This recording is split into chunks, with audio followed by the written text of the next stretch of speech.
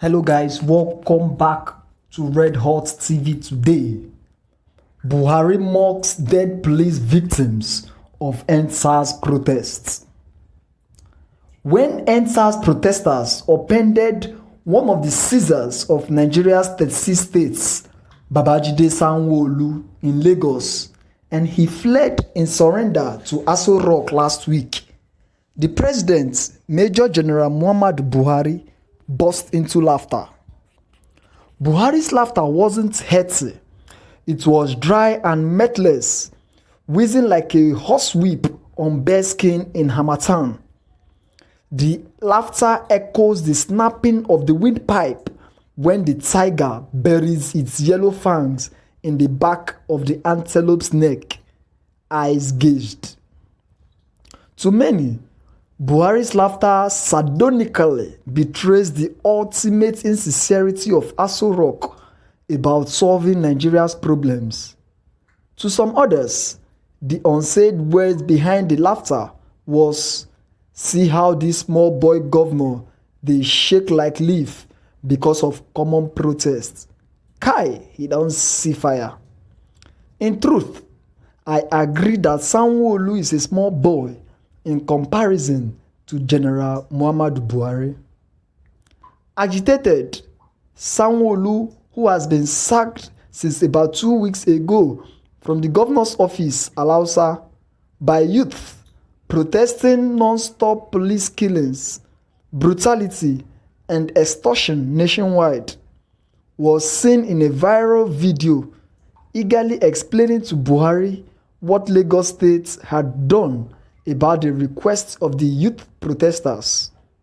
Wearing a face mask and clenching a big brown envelope containing the demands of the protesters, Sanwo-Olu gesticulated and physically presented his envelope to Buhari, who has formed a habit of receiving guests without wearing a face mask, unguardedly sending a signal to the citizenry that foolhardy defiance is a protection against the coronavirus.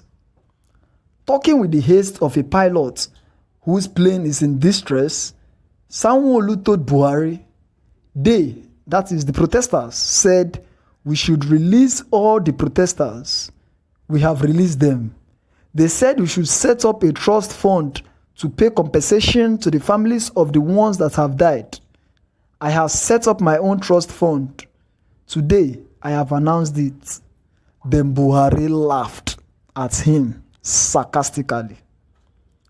If Sanwo-Olu was shocked about the graceless laughter, he never showed it. He continued, the third one, they said that we should set up some inquiry for the persons that are bitter. Buhari interrupted, saying, yeah, I said that. I said that in response.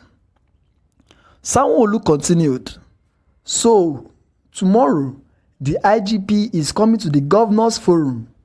He is going to ask each of us to set up a 4-man or 5-man team. And the final one is, they said we should increase the salary of the police.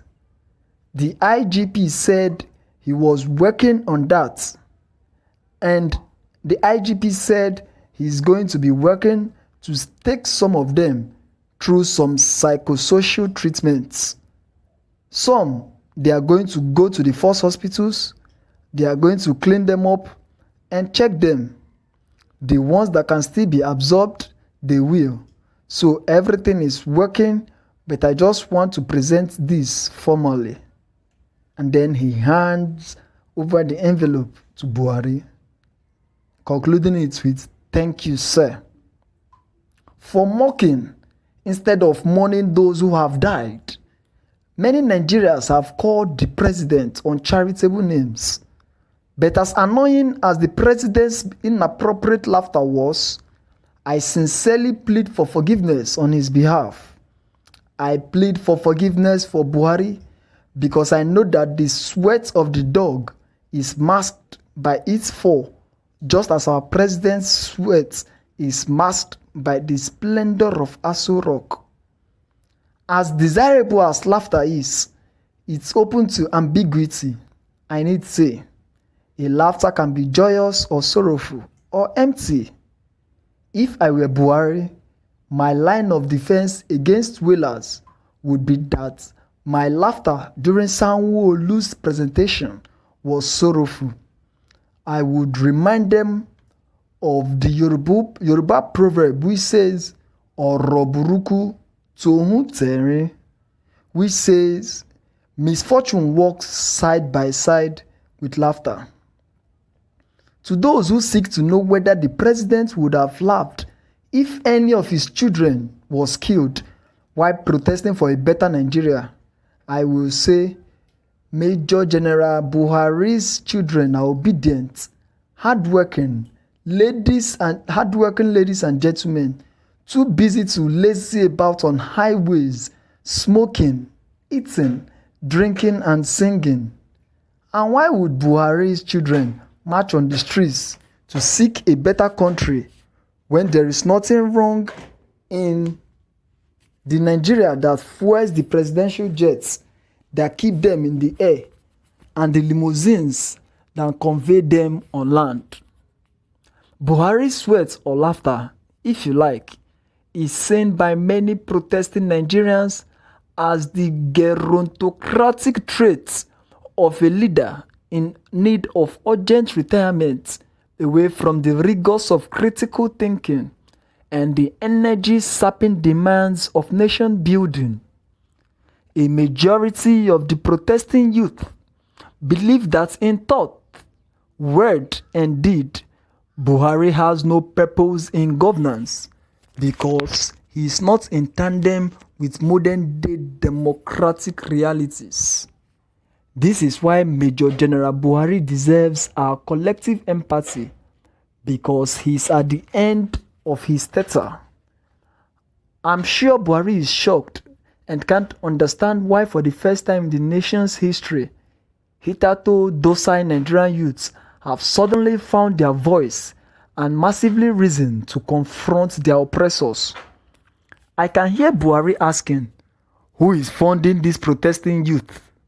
I can imagine the loss on his face when a security report shows that the youth call for real change is fueled by the misrule of the government.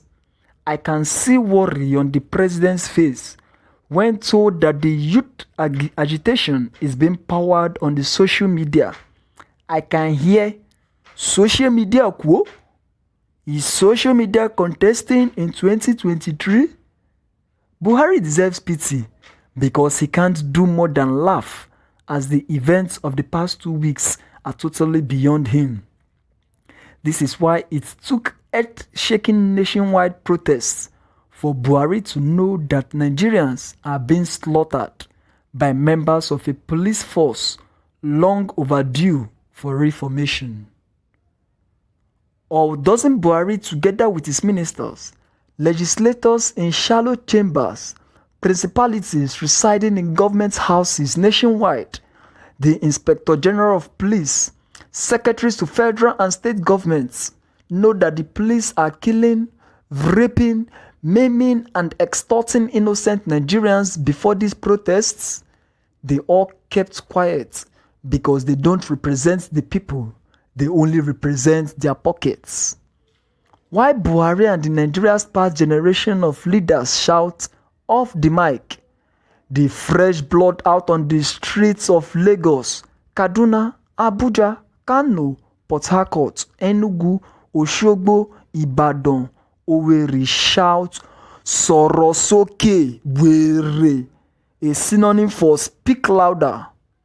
Nyara.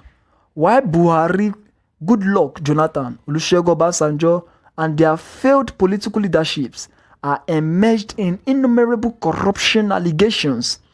The young generation of youth protesting on the streets demand openness, probity, and equity. Today, every Nigerian political office holder is afraid. They know the scales are falling off. Nigerian youths have turned the lazy tag pinned on them by Buhari. They have also defied the notion that only money can mobilize the citizenry. For 60 years, The old order has failed the nation. A new order is rising.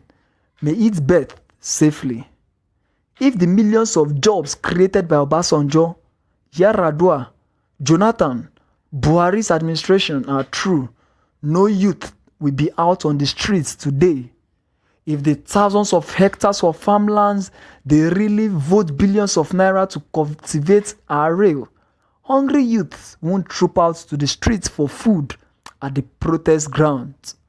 If there was electricity in homes, some of the protesters would sit back at home to watch television. If Buhari gave hope, the youths would cope.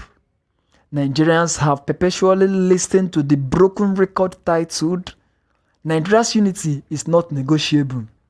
Today I laugh to see these funny leaders running helter-skelter, negotiating the country's peace.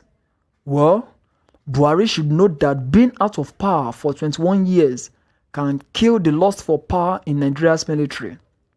Half a word is enough for the wise. In captivity, when a tiger or lion tastes human blood, it's killed instantly because the big cats will kill more people after tasting human blood. For human blood is tastier than other animals' blood because of its saltiness. Nigerian youths have tasted the power to change the ills of their society. I pray they never remain the same again. God bless Nigerian youth. What a lovely write-up. If you have anything to say from this, drop your comments in the comment section.